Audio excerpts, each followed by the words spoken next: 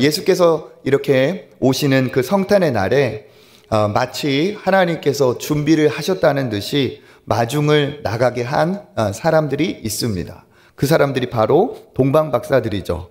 동방에서 온 이 사람들은 별을 연구하는 사람들이다 라고 말하고 있습니다. 그래서 이들은 별을 따라서 먼 거리를 여행해서 예수의 오심을 축하하고 기념하러 하나님께서 보내게 하셨죠. 우리 마태복음 2장 1절 말씀 같이 한번 읽어보겠습니다. 헤롯 왕 때 예수께서 유대 베들레헴에서 나심에 동방으로부터 박사들이 예루살렘에 이르러 말하되 아멘. 이 박사들이 누구일까? 그렇게 우리가 추정을 해보면 일단 이들은 동방에서 왔습니다. 그리고 별을 따라 왔다고 알고 있습니다. 그러면 별을 연구하는 그 동방이라는 것은 어느 지역, 어느 나라일까? 당시 시대적인 상황을 고려해 볼 때 별을 연구하는 점성술이 많이 발달하고 동방이라고 일컬어지는 그 나라는 페르시아라고 사람들이 얘기를 합니다. 그러니까 페르시아에서 별을 연구하는 박사들이다. 이 박사라는 뜻은 지혜자, 지혜로운 사람 이런 뜻입니다. 그러니까 이 동방에서 온 박사들은 그 지역에서 상당한 어떤 권위를 갖고 있는 지혜자로 일컬음 받는 높은 신분의 사람들입니다. 그리고 이 사람들이 가져온 황금과 유향과 모략 이렇게 예수님께 준비한 이 선물의 수준을 볼 때도 이 사람들은 상당한 어떤 능력과 재물 그리고 위치가 있는 그런 사람이라고 볼 수가 있죠. 그런데 이 사람들이 왜 이렇게 먼 거리를 왔을까? 당시 페르시아에서 예수님이 나신 그 예루살렘 지역은 거리로서 1000km가 넘는 거리입니다. 그러니까 그냥 여행 가듯이 갈 수 있는 거리가 아니라 반드시 목적이 있어야만 갈 수 있는 먼 거리죠. 지금도 이 거리를 차로 여행한다면 짧은 거리가 절대로 아닙니다. 그런데 그때 차가 있거나 비행기가 있던 시절이 아니었겠죠. 당연히 걸어서 왔을 텐데 이들은 정말 먼 거리의 여행을 고생하면서 그렇게 다 지나서 그곳에 온 사람들입니다. 왜 이런 일이 있을까? 하나님께서 명하신 일이기 때문에 그렇습니다. 하나님께서 유대 백성을 통해 말씀하신 그 시대였지만 때로는 하나님께서 이례적인 상황에서는 이방인 중에 누구를 택하여서 하나님의 일을 하신 경우도 드물지만 있습니다. 바로 동방박사들도 하나님께서 그렇게 말씀을 주신 사람이죠. 그러니까 이방인으로서 1000km나 떨어진 그곳에서 어마어마한 영광스러운 왕이 온다는 그 메시지를 이 사람들이 들은 겁니다. 그 메시지를 듣고 온 인류에 엄청난 정말 선한 영향력을 미칠 위대한 왕이 오신다는 그 소식에 이 사람들은 감격하였고 아무리 먼 거리라도 우리가 가서 그를 찾아 경배하는 것은 우리 인생 일대에 가장 가치 있고 영광스러운 일이다 라고 그들은 생각한 겁니다. 그래서 그 먼 거리를 여행을 한 거죠. 위대한 왕이 될 그 아기가 오셨다는 소식에 그 먼 거리를 별을 따라 이동을 합니다. 그때 이 예루살렘의 지역에 이르렀을 때 왕이기 때문에 왕궁에 가서 물어봐야겠다 그렇게 생각을 한 것 같습니다. 그리고 왕궁을 찾아 물어보죠. 우리 2절 읽어보겠습니다. 유대인의 왕으로 나신 이가 어디 계시냐? 우리가 동방에서 그의 별을 보고 그에게 경배하러 왔노라 하니. 유대인의 왕으로 나신 이를 찾아왔습니다. 이 얘기를 들은 그 유대 지역을 다스리는 당시의 왕이 있었습니다. 그 왕의 이름이 무엇이죠? 헤롯입니다. 헤롯. 성경에 보면 헤롯이 여러 등장하는데 헤롯 가문이 그 당시에 그 유대 지역을 다스렸기 때문에 그렇습니다. 이 헤롯은 아버지 헤롯이죠. 이 헤롯 왕에게 동방박사가 묻습니다. 유대인의 왕으로 나신 이가 있다. 그래서 우리가 그를 경배하러 왔다. 그 얘기를 들은 헤롯 왕은 굉장히 당황했을 겁니다. 왜냐하면 자기가 왕인데 나에게 경배하러 온 것도 아니고 왕이 태어났다고 하니까 정말 당황스러웠겠죠. 더더욱 이 헤롯이라는 사람이 어떤 사람인지를 알면 우리가 그 사람의 어떠한 그 마음의 상태를 짐작할 수가 있습니다. 이 헤롯은 유대인 출신이 아닙니다. 이 사람은 이방인이에요. 예전에 야곱과 에서가 있었고 에서의 그 족속이 나중에 에돔 족속이 되죠. 즉 지금 이 유대인들을 통치하고 있는 이 헤롯은 에돔 출신의 혼혈 이방인입니다. 그러니까 그 혼혈 이방인으로서 유대의 왕이 되었는데 어떻게 왕이 되었느냐? 이 사람은 원래 아버지를 따라서 뒤를 따라다니면서 로마의 하수인 역할을 하던 사람입니다. 그 로마의 줄을 대서 권력을 잡게 되었고 결과적으로 로마 정세가 혼란스러울 때 황제로 등극하던 옥타비아누스라는 사람을 그의 아버지가 찾아가서 충성을 맹세하고 그 유대 지역의 왕으로 그가 이게 택함을 받습니다. 그래서 이 유대 왕으로 자기 아버지가 통치자로 오면서 같이 따라왔어요. 그리고 이 아버지가 정치적인 수완이 좋고 굉장히 머리가 빠르고 계산이 빠른 사람이었는데 그것을 이 아들 헤롯이 그대로 물려받았습니다. 그런데 무슨 일이 벌어졌느냐? 자기 아버지가 반대 정치 세력에 의해서 독살을 당했어요. 그리고 나서 이 아들인 헤롯이 유대의 왕으로 다시 한번 황제를 찾아가서 자기의 충성을 맹세하고 왕이 되었습니다. 그러니까 이 헤롯 왕은 굉장히 혼란한 그런 상황에 놓여 있는 사람이에요. 왜 그렇습니까? 자기를 왕으로 세워준 것은 로마이기 때문에 로마 황제에게 충성을 다해야 되고 거기에 눈치를 봐야 됩니다. 또 한 가지 문제가 있죠. 자기는 유대인이 아니기 때문에 그 선민의식이, 그 민족의식이 강한 유대인을 통치하기에 버거운 거죠. 민심이 자기를 향해 있지 않습니다. 그러니까 그 유대인의 환심을 사기 위해서도 노력을 해야 했습니다. 게다가 자기 아버지가 그렇게 자기 명대로 살지 못하고 일찍 세상을 떠나면서 이 사람은 불안감이 굉장히 컸죠. 그리고 반면에 그 권력에 대한 욕심은 굉장히 커서 이 왕의 자리를 지키는 데 정말 병적으로 집착을 했습니다. 그래서 어떤 일이 벌어졌냐 하면 나중에 자기 혈통이 정말 부족하다는 것을 느껴가지고 그 유대인의 제사장 가문에서 제일 순수한 집안의 여인을 아내로 맞이합니다. 그렇게 하면 유대인들이 자기를 조금 더 잘 봐줄까 해야 해서. 그런데 나중에 어떤 일이 벌어지느냐? 그 여인이 자기 아내가 혹여라도 자기 왕권을 찬탈할까 하여서 모함에 빠져가지고 자기 아내도 처형을 시켜요. 그뿐만 아니라 그 아내가 낳은 두 아들, 자기의 아들이고 왕자들이죠. 이 아들들이 커서 나에게 또 대적이 될까 해서 자기 아들들도 사형을 시킵니다. 그러니까 자기의 왕의 자리를 지키는 데는 아주 혈안이 되어 있는 권력욕이 강한 사람입니다. 그런데 이 헤롯에게 지금 동방박사들이 가서 물어보는 거죠. 유대의 왕으로 나신 이가 누구냐? 우리가 그를 경배하러 왔다. 이 얘기를 들은 헤롯 왕이 얼마나 당황스러웠을까요?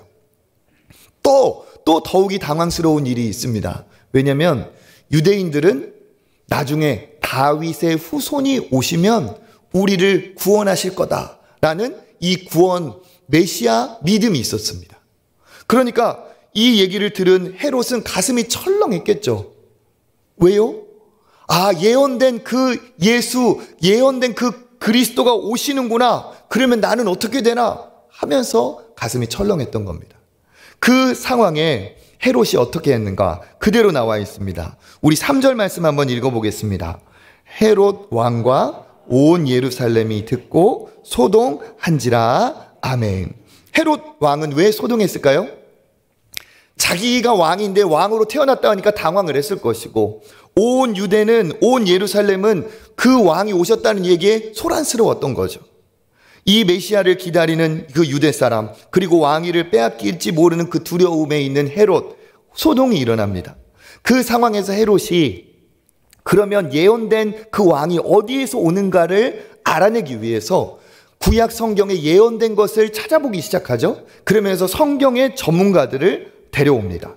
우리 4절부터 6절 한번 읽어보겠습니다. 왕이 모든 대제사장과 백성들의 이르되 유대 베들레헴이오니 이는 선지자로 이렇게 기록된 바 또 유대 땅 베들레헴아 너는 유대 고을 중에서 가장 작지 아니하도다. 내게서 한 다스리는 자가 나와서 내 백성 이스라엘의 목자가 되리라 하였음이니이다. 아멘. 대제사장과 서기관을 모아서 그리스도가 어디서 나냐고 지금 물어보는 거죠. 그 사람들은 얘기합니다. 유대 베들레헴에서 납니다. 이것은 700년 전에 미가 선지자를 통해서 하나님께서 예언해 주신 말씀입니다. 예수님이 어디서 오는가? 베들레헴에 나신다고 했어요. 그리고 이 베들레헴은 또 누구의 고향입니까? 바로 다윗의 고향입니다. 그러니까 다윗의 후손 중에 오신다는 구원자가 다윗과 같이 베들레헴에서 난다는 거죠. 이것을 안 이제 헤롯은 박사들을 불러서 더 이제 정보를 캐내기 시작합니다. 7절 읽어보겠습니다. 이에 헤롯이 가만히 박사들을 불러 별이 나타난 때를 자세히 묻고 아멘. 박사들을 가만히 불렀다는 것은 무엇인가? 음흉한 계략이 있다는 거죠. 가만히 불러서 별이 나타난 때를 자세히 물었습니다. 왜 그랬을까요? 언제 태어난 아기가 그 왕인지를 지금 찾아내려고 한 거죠. 그러면서 교활한 자기의 꿍꿍이를 숨기고 그들에게 이렇게 말합니다. 8절 읽어보겠습니다. 베들레헴으로 보내며 이르되 가서 아기에 대하여 자세히 알아보고 찾거든 내게 고하여 나도 가서 그에게 경배하게 하라. 아멘. 찾거든 나도 가서 경배하게 하라. 이게 진심일까요? 거짓일까요? 거짓이죠. 왜 그렇습니까? 그 정보를 캐내서 알아내면 경배하러 간다는 것이 거짓입니다. 가서 어떻게 해요? 자기의 왕위를 지키고자 그 새로 태어났다는 그 왕을 바로 싸게 처음부터 어릴 때 제거하고자 하는 그의 욕심이 드러나 있습니다. 이렇게 상황이 급박하게 전해질 때 박사들이 별을 보고 실제로 따라가죠. 우리 9절 읽어보겠습니다. 박사들이 왕의 말을 듣고 갈새 동방에서 보던 그 별이 문득 앞서 인도하여 가다가 아기 있는 곳에 위에 머물러 서 있는지라. 아멘. 별이 인도하여 가다가 아기가 있는 곳에 문득 딱 서게 되는 거예요. 그러니까 이 박사들은 너무 감격스럽고 경이롭습니다. 예루살렘과 베들레헴은 한 10km 정도 됐다는 거예요. 그 거리는 하루면 갈 수 있는 거리입니다. 가서 봤더니 별이 진짜 멈추고 정말 그곳에 이제 아기가 오셨구나, 왕이 오셨구나 하면서 기뻐하죠. 우리 10절 읽어보겠습니다. 그들이 별을 보고 매우 크게 기뻐하더라. 아멘. 어떻게 기뻐했다고요? 매우 크게 기뻐하더라. 이건 진정한 기쁨이고 진심의 기쁨이죠. 정말로 기뻐한 겁니다. 왜요? 1000km가 넘는 여행의 그 거리를 왜 왔습니까? 왕으로 오신다는 그 위대한 사람을, 그 위대한 분을 만나 경배하는 것이 영광스럽기 때문에 왔습니다. 그런데 그것이 바람이었는데, 기대와 소망이었는데 사실 진짜였다는 거죠. 그들이 문을 열고 들어가니까 실제 젊은 부부가 있고 아기가 있습니다. 어떻게 합니까? 11절 읽어보겠습니다.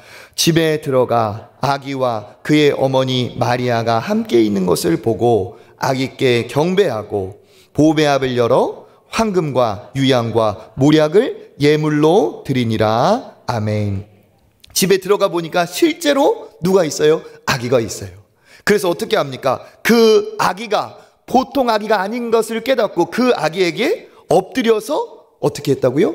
경배를 하고 왕으로 모신 거죠. 왕으로 인정하고 아기지만 특별한, 정말 이 시대에 온 인류의 어마어마한 영광스러운 일을 이루실 왕이라는 것을 믿고 그 앞에 엎드려서 경배를 했다고 합니다. 그리고 어떻게 합니까? 가져온 보물함을 열어서 무엇이 있습니까? 황금과 유향과 모략. 황금은 아시는 것처럼 정말 진귀한 보물이고, 유향과 모략 역시도 그 당시에는 아주 값진 약재이자 향료로 쓰였던 거예요. 그러니까 그 아기에게 황금과 유향과 모략을 예물로 드렸다는 건 뭐냐? 그가 왕이기 때문에 왕에 합당한 진귀한 보물을 선물로 증정했다는 뜻입니다. 그렇게 이들은 기뻐하고 진정한 왕이 오셨다는 것에 감사하고 감격하면서 돌아가죠. 그런데 돌아가는 길을 헤롯에게 알렸을까요? 안 알렸을까요? 알리지 않고 하나님이 지시함에 따라 돌아갑니다. 12절 읽어보겠습니다. 그들은 꿈에 헤롯에게로 돌아가지 말라 지시하심을 받아 다른 길로 고국에 돌아가니라. 아멘. 헤롯에게 가지 말라는 지시를 받고 다른 길로 갑니다. 그러니까 그 얘기를 나중에서야 듣게 된 헤롯이 어땠을까요? 굉장히 격분을 하죠. 그러면서 헤롯이 어떻게 하느냐? 이제 남을 의지할 것 없자. 내 손으로 그 왕을 빨리 자라기 전에 처단해야겠다 하면서 자기가 노력을 합니다. 우리 16절 읽어보겠습니다. 이에 헤롯이 박사들에게 속은 줄 알고 심히 노하여 사람을 보내어 베들레헴과 그 모든 지경 안에 있는 산의 아이를 박사들에게 자세히 알아본 그때를 기준하여 2살부터 그 아래로 다 죽이니. 아멘. 어떻게 합니까? 심히 노하여서 그때를 기준으로 해서 1살도 아니고 아예 그냥 완전히 처단해야겠다는 생각으로 1살도 아닌 2살부터 그 아래로 다 죽이는 일을 벌였습니다. 그 당시 베들레헴은 사람들이 예측하기를 한 400명에서 500명 정도 모이는 마을로 사람들이 생각을 해요. 그러면 그 곳에서 1살, 2살 아기가 드러나겠죠. 완전히 모든 아기를 죽입니다. 그렇지만 하나님께서는 미리 예고하셔서 예수님을 피신하게 하죠. 오늘 우리가 읽은 본문이 바로 그 얘기입니다. 오늘 읽은 본문에 등장하는 인물 2 종류가 있습니다. 첫 번째는 동방박사고 두 번째는 헤롯 왕입니다. 동방박사는 어떻게 대합니까? 예수님의 오심을 듣고 먼 거리를 찾아와서 왕으로 인정하고 왕의 선물을 드리면서 경배를 한 인물들입니다. 그런데 똑같이 예수님이 오심의 소식을 듣고 헤롯은 어떻게 했습니까? 수단과 방법을 가리지 않고 총동원해서 예수의 왕권을 다 없애버리려고 했습니다. 반대로 자기의 왕권은 끝까지 지키려고 했습니다. 예수님의 오심에 2 부류가 있다는 사실이죠. 예수를 죽여서라도 자기가 왕이 되려 한 인물이 있고, 왕을 모시려 먼 곳에서라도 찾아와 왕으로 인정하고 경배한 부류가 있다는 사실이에요. 이렇게 예수의 오심에 2 부류가 생겼는데 가만히 보면 오늘도 비슷합니다. 오늘날도 예수님이 오셨다는 이 소식을 듣고 의미도 없이 예수라는 그 존재에는 생각도 하지 않고, 예수? 무슨 예수가 구원자야? 웃기는 소리. 그 예수를 믿으라고? 예수를 믿느니 내 자신을 믿겠다, 내 지식을 믿겠다, 내 돈을 믿겠다, 내 주먹을 믿겠다 하면서 예수의 오심을 부정하는 사람들이 있습니다. 예수의 오심에 우리와 같이 함께 예수의 오심에 모시며 경배하며 감사하며 기뻐하는 사람들이 있습니다. 지금도 예수님 앞에 스스로 왕이 되려는 사람이 있고 예수님을 모시고 경배하는 자들이 있다는 사실입니다. 헤롯이 예수님을 인정하지 않고 자기가 왕이 되려 하는 것처럼 오늘날도 그와 같은 사람이 존재하고 있다는 사실이에요. 어떤 사람들입니까? 예수님을 믿지 않는 죄인들, 악인들의 모습이죠. 예수님을 인정하지 않기 때문에 예수님을 조롱하고 믿지 않고 여전히 자기가 자기 인생의 주인이고 자기가 자기 인생의 왕입니다.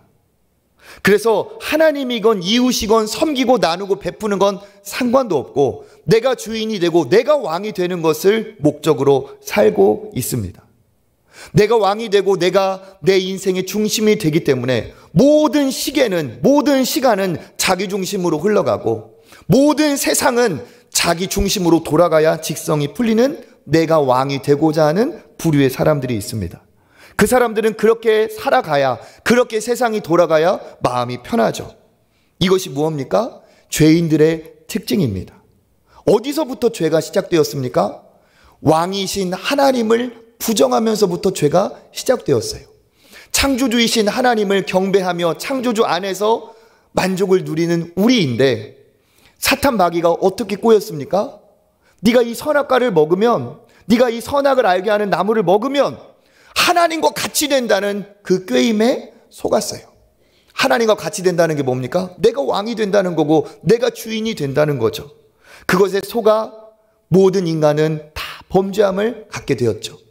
우리 안에 있는 죄성은 항상 우리 안에서 무엇라고 소리치느냐? 네가 네 인생의 주인이다. 네가 왕이 되어라. 다 너 앞에 무릎을 꿇게 만들어라. 섬기고 나누는 거 그런 거 필요 없다. 하나님을 이용해서라도 어떠한 종교든 어떤 신앙이든 네가 최우선이다 이야기하고 있습니다. 이것이 바로 뭡니까? 죄성의 특징이고 우리 육신 본능의 특징입니다. 이러한 내가 우선이 되고 내가 주인이 되고 내가 왕이 된 인생은 낮아지고 섬기는 것이 불가능하죠. 그런데 성경은 뭐라고 얘기하고 있느냐? 성경은 누가 구원을 받는다고 이야기하고 있습니까? 로마서 10장 9절 읽어보겠습니다. 내가 만일 내 입으로 예수를 주로 시인하며 또 하나님께서 그를 죽은 자 가운데서 살리신 것을 내 마음에 믿으면 구원을 받으리라. 아멘. 마음에 믿어 구원받는 사람이 누굽니까? 내가 내 입으로 예수를 무엇라고 시인하는 사람? 주로 시인하는 사람. 주가 뭡니까? 주인이에요. 주인. 다른 말로 하면 왕이죠. 누가 하나님 앞에 믿음으로 구원받습니까? 예수님이 나의 주인이시고 예수님이 나의 왕이심을 내 마음에 믿고 고백하는 사람이 구원을 받습니다. 즉 예수님을 주인으로 모신 사람, 예수님을 왕으로 모신 사람, 예수님이 주인이기 때문에 나는 예수님의 종이 된 사람, 예수님이 왕이기 때문에 나는 예수님의 통치를 받는 사람이 하나님의 구원받을 하나님의 백성입니다. 그러니까 예수님의 오심에 왕이 되려는 헤롯과 같은 그런 부류가 하나님의 백성이 아니라 예수님의 오심에 동방박사와 같이 찾아가서라도 왕으로 인정하고 왕에 경배하는 그 사람이 믿음의 사람의 모습인 거죠. 왜 그렇습니까? 예수님이 바로 그런 삶을 사셨기 때문에 그래요. 예수님은 왕의 길을 가지 않고 예수님은 이 땅에 종의 모습으로 오셨습니다. 만왕의 왕이신 창조주이신 예수께서 모든 영광을 버리고 이 땅에 종의 모습으로 오셨습니다. 지난주일 말씀드렸던 것처럼 예수님은 삼위일체 하나님 성자 하나님으로 모든 것을 창조하신 전능의 하나님이시죠. 그런데 그 하나님이 어떻게 하셨습니까? 모든 영광을 비우고 종의 형체를 가져 이 땅에 사람의 모습으로 오셨습니다. 모든 사람을 구원하기 위해서 왕궁 화려한 곳에 오신 것이 아니라 마국간 가장 낮은 곳까지, 낮은 곳에 있는 사람들을 구원하시려 낮은 곳까지 오셨고, 깨끗한 이부자리, 깨끗한 요 깨끗한 침대에 오신 것이 아니라 가장 더럽고 추한 곳에 있는 모든 죄인들까지 구원하시려 가축이 그렇게 핥고 냄새나는 그 말 구유에 예수님이 누이셨습니다.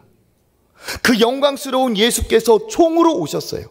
그런데 그 영광스러운 예수께서 종의 모습으로 오신 그 결과가 뭡니까? 그가 그렇게 오셨기 때문에 우리에게 구원의 길이 열렸습니다. 그가 스스로 가난한 자가 되심으로 우리가 부유한 자가 되었고, 우리가 부유한 자 삼게 하기 위해 그가 스스로 가난한 자가 되셨습니다. 고린도후서 8장 9절 읽어보겠습니다. 우리 주 예수 그리스도의 은혜를 너희가 알거니와 부유하신 이로써 너희를 위하여 가난하게 되심은 그의 가난함으로 말미암아 너희를 부유하게 하려 하심이라. 아멘. 우리를 위해서 가난하게 되시고 우리를 위해 가난하게 되심으로 말미암아 예수님은 어떻게 하셨어요? 그 모든 영광을 뒤로 하시고 우리가 부유해졌죠. 그래서 예수님은 어떤 분이십니까? 나를 위해 스스로 가난해지신, 나를 위해 종이 되신, 낮아지신 예수님이십니다. 예수님은 약한 자, 불쌍한 자, 낮은 자를 구하기 위해서 스스로 약한 자가 되시고 불쌍한 자가 되시고 낮은 자가 되셨습니다. 이게 무엇입니까? 그가 우리의 똑같은 모습으로 오신 성육신이신 거죠. 창조주가 피조물이 되신 놀라운 진정한 낮아지심, 겸손의 사건입니다. 우리를 누군가가 짐승 취급하고 우리를 벌레 취급하면 우리가 기분이 좋겠습니까? 좋을 수가 없죠. 취급만 당해도 우리가 기분 나쁠 텐데, 우리가 짐승 되고 우리가 벌레 되는 것 그 못지않은 어마어마한 격차를 창조주이신 그 영광스러운 예수께서 다 격차를 뛰어넘어 피조물이 되셨다는 사실이에요. 이건 어마어마한 겸손이자 낮아지심입니다. 그렇게 낮아지신 예수께서는 사시는 동안에도 사람들이 자기를 높이고 자기를 왕 삼으려 하는 것을 절대 용납하지 않고 늘 거절하셨습니다. 요한복음 6장 15절 읽어보겠습니다. 그러므로 예수께서 그들이 와서 자기를 억지로 붙들어 임금으로 삼으려는 줄 아시고 다시 혼자 산으로 떠나 가시니라. 아멘. 왕으로 삼으려 하는 그 모든 사람들을 뒤로하고 도망치듯이 그 자리를 피하셨어요. 예수님은 왕이 되려 하신 적이 없습니다. 도리어 낮아지고 종의 모습을 가지셨습니다. 그리고 어디까지 우리를 위해 내어주셨습니까? 자기의 목숨을 우리를 위한 희생 제물로, 대속물로 내어주셨습니다. 마태복음 20장 28절 읽어보겠습니다. 인자가 온 것은 섬김을 받으려 함이 아니라 도리어 섬기려 하고 자기 목숨을 많은 사람의 대속물로 주려 함이니라. 아멘. 이 대속물이라는 단어는 몸값이라는 단어예요. 그러니까 우리를 살리기 위해서 자기 생명을 몸값으로 지불하셨다는 뜻입니다. 이렇게 예수께서 우리를 위해 자기의 생명을 내어주시기 위해 이 땅에 오신 그것이 뭡니까? 그것이 바로 성탄의 날 첫 번째 성탄절입니다. 그래서 우리는 이 예수님의 모습을 볼 때도 그렇고 우리가 예수님의 가르침을 볼 때도 그렇고 헤롯과 같이 왕이 되고자 하고 내가 정말 높아지려고 하는 것이 절대 예수님의 길이 아니고 절대 성경이 말하는 믿음의 길이 아닌 것을 깨달으시는 여러분 되시기를 축복합니다. 도리어 우리는 이 동방박사에 주목을 해야 됩니다. 이 동방박사 안에 신앙인의 모습이 있고 예수님의 모습이 있어요. 그들은 높은 곳에 처할 귀족의 신분이었지만 어떻게 했습니까? 아기에게 와서 경배를 할 정도로 겸손했습니다. 그들은 먼 거리를 여행해 올 만큼 그들은 이것에 헌신했습니다. 그리고 그들은 아기 예수께 선물을 드렸습니다. 이와 마찬가지로 예수님은 우리를 위해 높은 신분을 다 내려놓으시고 이 땅에 오셨고 동방박사가 그 먼 거리를 여행한 것은 비교도 안 될 만큼 어마어마한 하늘의 영광을 버리고 이 땅까지 오셨습니다. 동방박사들이 예수께 황금을 선물했다면 유향과 모략을 선물했다면 예수님은 우리를 위해 낮고 낮은 자리까지 오셔서 우리를 위해 영원한 생명을 선물해 주셨습니다.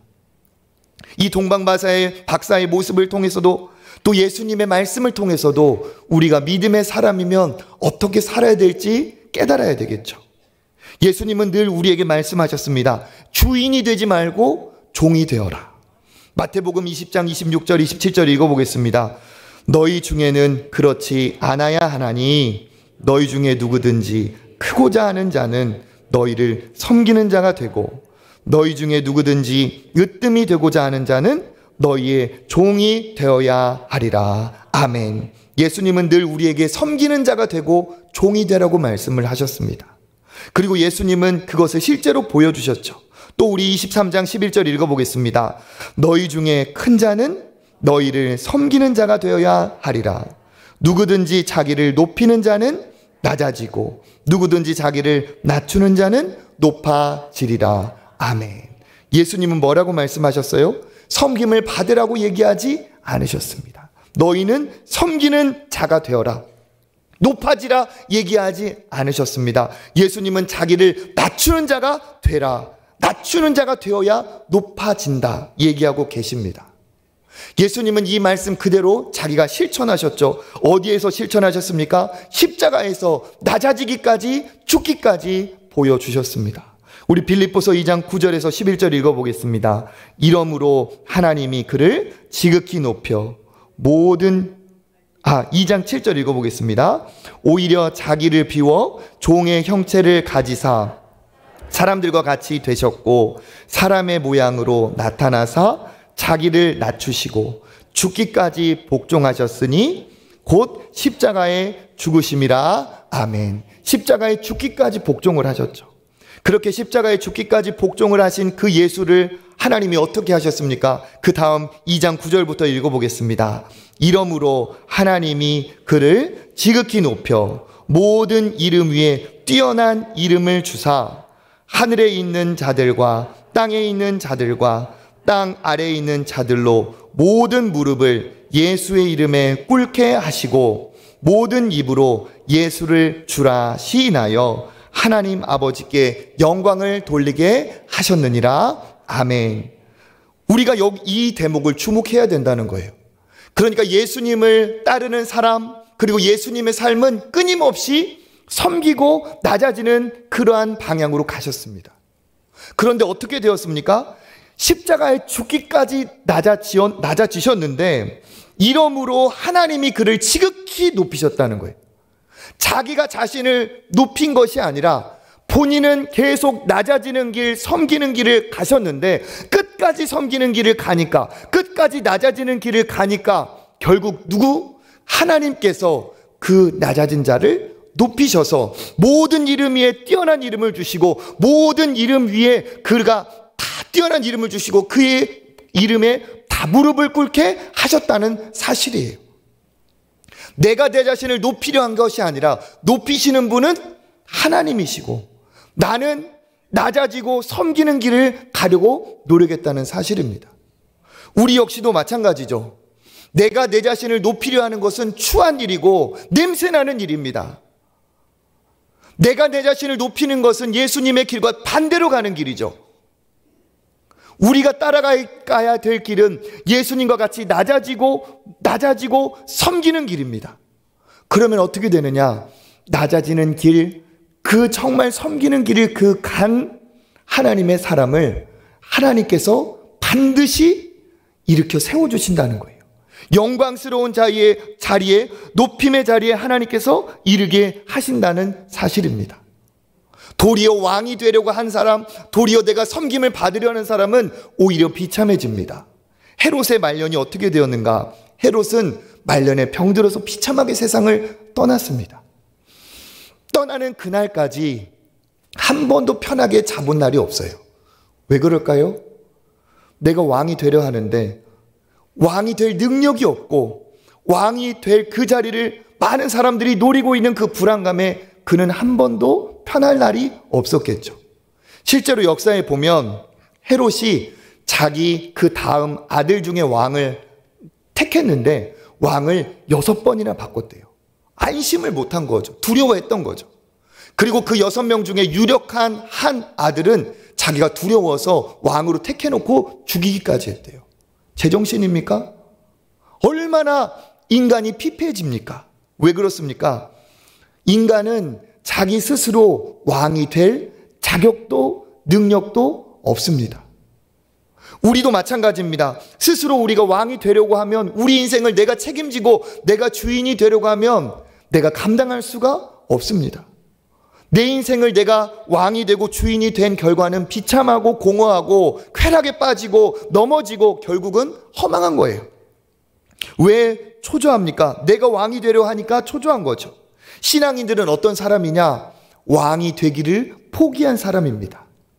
신앙인은 왕을 모시는 자이지 왕이 되려는 자가 아닙니다. 우리의 삶을 진정한 왕에게 의탁하고 그에게 맡겼을 때 그 왕이신 의로우신 하나님의 통치 앞에서 내가 진짜 평안하고 행복하고 그 안에 자유가 있습니다. 양은 목자가 될 수가 없습니다.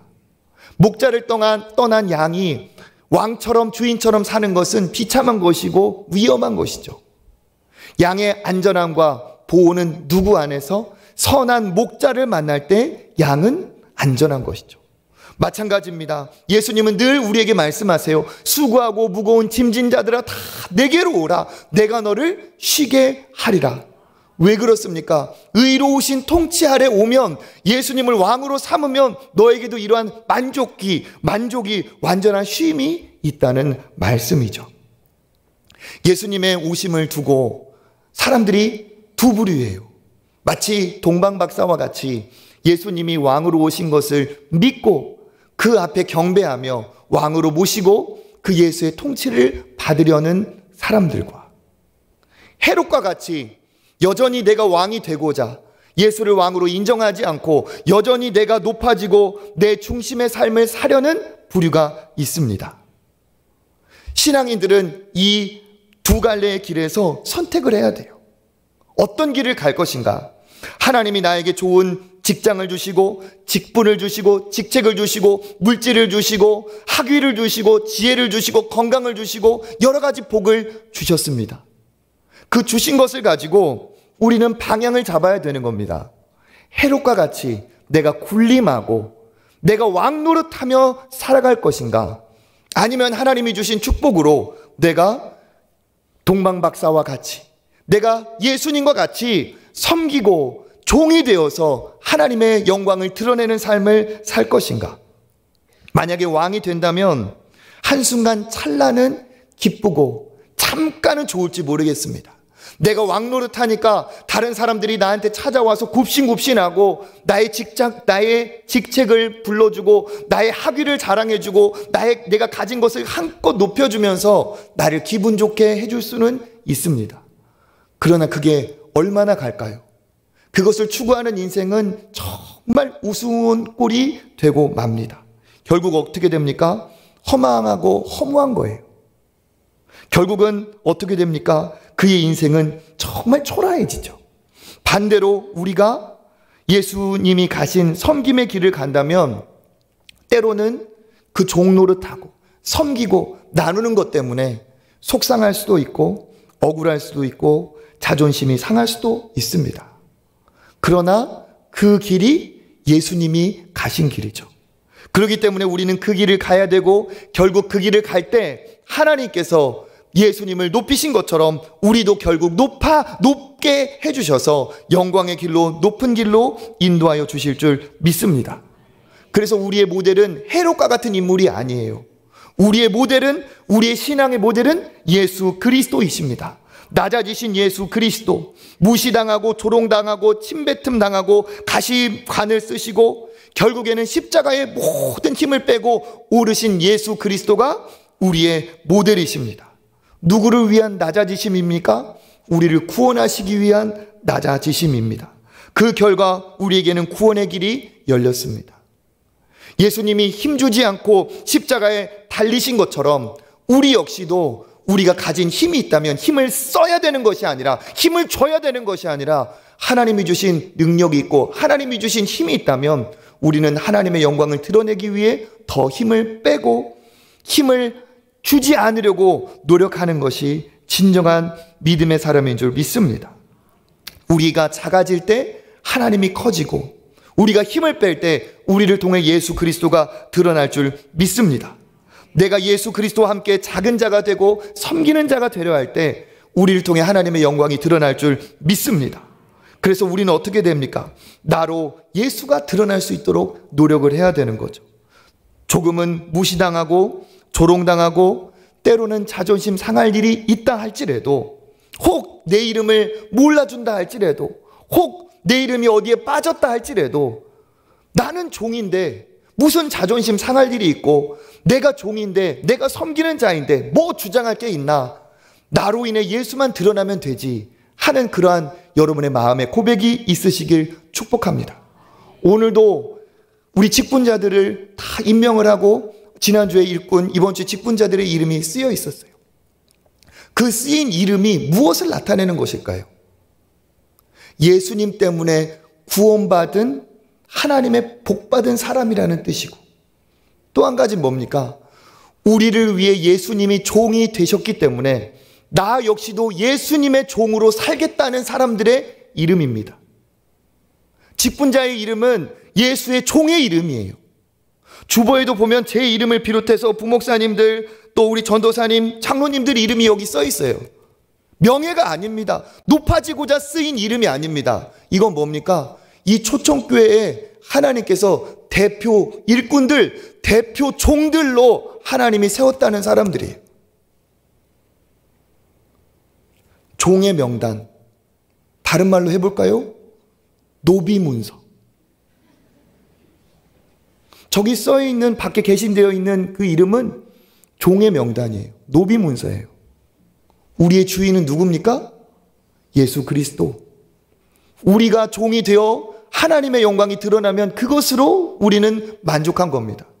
내 이름이 들어가고 빠지고 그거에 중요한 게 아니라, 우리가 그런 삶을 살 때 하나님이 우리를 통해 드러나는 놀라운 역사가 일어날 줄 믿습니다.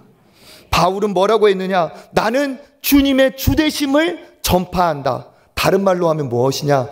내가 주님의 종됨을 전파한다고 얘기하고 있습니다. 고린도후서 4장 5절 읽어보겠습니다. 우리는 우리를 전파하는 것이 아니라 오직 그리스도 예수의 주 되신 것과 또 예수를 위하여 우리가 너희의 종된 것을 전파함이라. 아멘. 예수님의 주된 것과 우리가 당신들의 종인 것을 전파한다고 이야기합니다. 여러분, 바울이 누굽니까? 정말 어마어마한 믿음의 위인이에요. 그런데도 뭐라고 말하고 있습니까? 나는 그가 주인이기 때문에 너희들의 종이다 얘기하고 있습니다. 고린도전서 9장 19절 다시 한번 읽어볼까요? 내가 모든 사람에게서 자유로우나 스스로 모든 사람에게 종이 된 것은 더 많은 사람을 얻고자 함이라. 아멘. 예수 안에서 구원받은 내가 자유로운 사람이 되었으나 어떻게 되었다고요? 스스로 모든 사람에게 나는 종이 되었다. 왜? 더 많은 사람을 구원하고자 나는 왕이 아니라 종으로 산다 이야기하고 있습니다. 제가 그냥 드리는 말씀이 아니에요. 우리는 예수 안에 종입니다. 예수님이 우리를 통해 드러나야 하실 줄 믿습니다. 우리가 종이 돼야 예수가 주인 되심이 드러납니다. 우리가 왕이 되려 하면 내가 드러나고 가장 추한 것이 돼요. 우리 안에 성령이 계시다면 정말 우리가 투명한 사람이 되어야 우리 안에 성령이 드러나고 우리 안에 예수가 드러날 줄 믿습니다. 오늘 말씀을 여러분 잘 새기시기를 바랍니다. 창조주이신 예수께서 피조물로 낮아지고 섬기기 위해 오셨습니다. 우리가 이 예수 그리스도로 구원을 받았다면 어떤 노력을 해야 될까요? 높아지려는 노력을 해야 될까요? 낮아지려는 노력을 해야 될까요? 낮아지려는 노력을 해야 됩니다. 가정에서, 직장에서, 교회에서 우리가 한 명 한 명이 낮아지려 노력할 때 그 사람들이 모인 공동체는 천국과 같을 거예요. 우리가 낮아지려 노력할 때 갈등과 싸움은 사라지고 그곳에 진정한 예수 그리스도의 평화와 사랑이 싹트게 될 줄 믿습니다. 우리가 언젠가 예수님을 만나게 되는 그날에 다 심판을 받게 될 겁니다. 예수님을 내가 등지고서라도 왕이 되려 한 사람은 가장 비참한 부끄러움을 당하게 될 것이고, 내가 예수를 왕으로 모시고 그 앞에 내가 섬기려 한 사람은 가장 영광스러운 존귀한 면류관을 받게 될 줄 믿습니다. 여러분, 예수님이 이렇게 낮은 곳에 오심을 믿고 기억하면서 우리는 높아지는 길이 아니라, 해롭과 같은 길이 아니라 하나님이 기뻐하실 이 동방박사의 길, 그리고 예수 그리스도의 길을 따라가서 정말 예수의 향기를 드러내는, 왕을 모시는, 왕을 섬기는 진정한 믿음의 사람들 되시기를 주님의 이름으로 축복합니다.